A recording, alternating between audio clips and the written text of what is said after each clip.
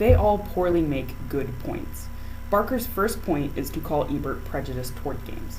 Ebert is not prejudiced toward video games, he is ignorant, having never played one.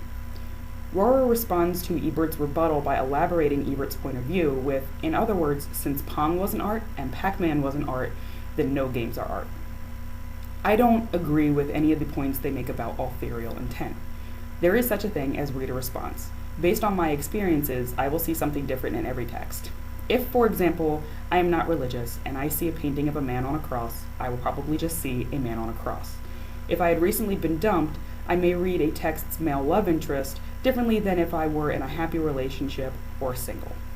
Wikipedia defines art as something that stimulates an individual's thoughts, emotions, beliefs, or ideas through the senses. Many games fit this definition, but they came out in the past 10 years. Barker and Ebert reference Romeo and Juliet in their arguments. Barker says Shakespeare could not have written Romeo and Juliet as a game because it could have had a happy ending.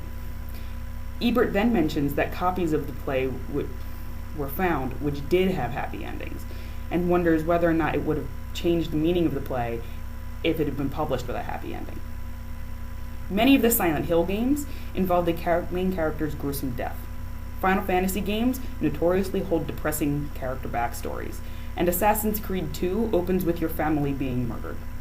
Not all games have happy endings, middles, or beginnings. Newer games present longer stories with alternative endings based on gameplay. These endings often change the perception of the story as a whole. Ebert says, art seeks to lead you to an inevitable conclusion, not a smorgasbord of choices. That limits art.